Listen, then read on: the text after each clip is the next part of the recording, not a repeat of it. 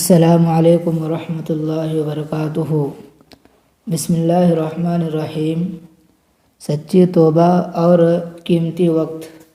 یہ مجالس اس لیے منعقد کی جاتی ہے کہ ہم ان مجالس میں اللہ اور اس کے رسول صلی اللہ علیہ وسلم کی باتوں کو سن کر اپنے گناہوں سے سچی توبہ کر لے، اب نئی اسلامی ایمانی قرآنی زندگی بسر کرنے کا دل میں ارادہ کر لے، اور ہم اس کو سوچے کہ ہم آج نیکی کریں گے، کل اللہ رب العزت کے یہاں سرخروئی نصیب ہوگی۔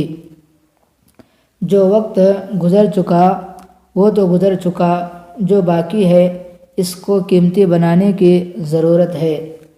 ایسا نہ ہو کہ باقی وقت بھی ہمارا غفلت میں گزر جائے، ایسا نہ ہو کہ بقیہ وقت بھی ہمارا بدعملیوں میں گزر جائے، کیونکہ شیطان اور نفس ہر وقت انسان کو تباہ کرنے کے در پہ ہوتے ہیں، اور انسان دھوکے میں آ کر لمبی لمبی امیدیں باندھتا ہے۔ نماز اور خطرناک باتیں۔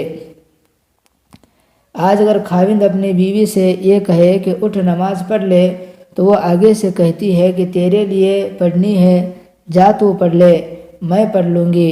کبھی یہ جواب دے گی کہ تو نے میری قبر میں جانا ہے، کبھی یہ کہے کہ جہنم میں جلنا ہے، تو میں نے جلنا ہے، تجھے کیا؟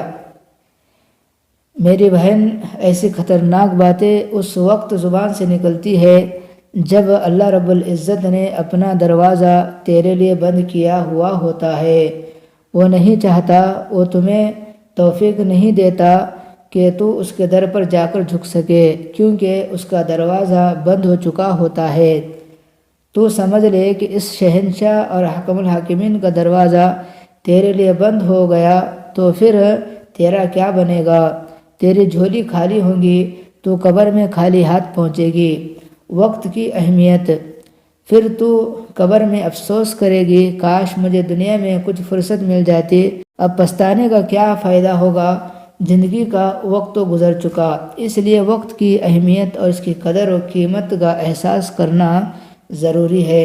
جو دن گزر رہا ہے وہ ہماری زندگی میں لوٹ کر واپس نہیں آئے گا، اسی لیے نیک عورتیں ہر دن میں اللہ تعالیٰ کی بندگی کرتی ہیں، ہر رات میں اللہ تعالیٰ کے سامنے سر بسجود رہتی ہے اور اللہ تعالیٰ کو مناتی ہے۔ اللہ رب العزت اس کے بدلے ان کے دلوں کو منور فرماتے ہیں۔